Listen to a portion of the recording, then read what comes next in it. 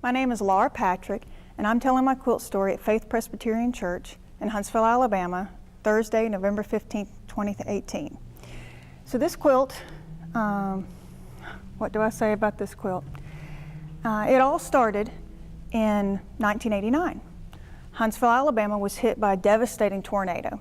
They had just finished the church here at Trinity. They were going to remodel it. And half the church wanted to keep the old sanctuary, and half the church wanted to build the new sanctuary that matched the rest of the church.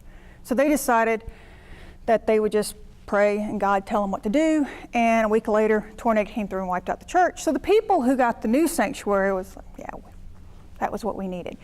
So years later, the church started to leak, and so the roof was not put on correctly.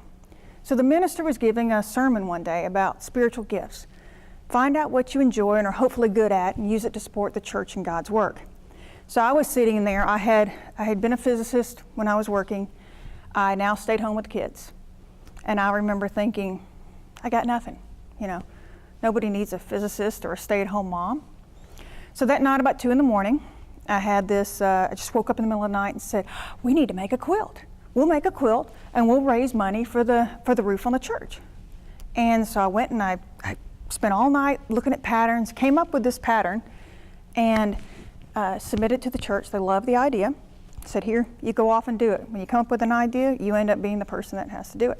So I got 10 ladies to help me. And to me, quilting is about fellowship. We would meet every week, share stories. People who had never quilted helped on this quilt, and now they're making quilts for their grandchildren. So this was the block that we used. And the day we started selling blocks, I remember leaning over to the lady that was helping me, Betty, and I said, Betty, what if people think this is the dumbest idea and nobody buys a block? And she didn't actually respond back. But she told me later that she was thinking the same thing, but she didn't just want to blow my bubble and give me a self-confidence problem. So anyway, we sold 576 blocks. It made 7 quilts. Middle one is 2 stories tall, and it hangs in the narthex of Trinity Methodist Church. So my mother wanted me to bring up pieces of the quilt, and I said, no, you're going to have to come see it. The 50th anniversary of the church, we tied it with that.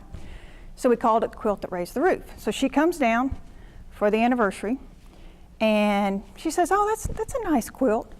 2 stories, but a nice quilt. So she actually passed away later that year, and I said, I went to her memorial service, and these ladies came up to me and they said, Laura, or they said, excuse me, they didn't say Laura, they said, are you the quilt lady? And I said, well, yes, I am. And they said, oh, your mother always talked about those quilts. So the ladies who worked on that quilt with me made this as a thank you to me. And there's a whole nother story about this that's pretty funny, but we just don't have time today. But anyway, this is from the quilt that raised the roof. That raised over $35,000 for Trinity Methodist Church to put on a new roof.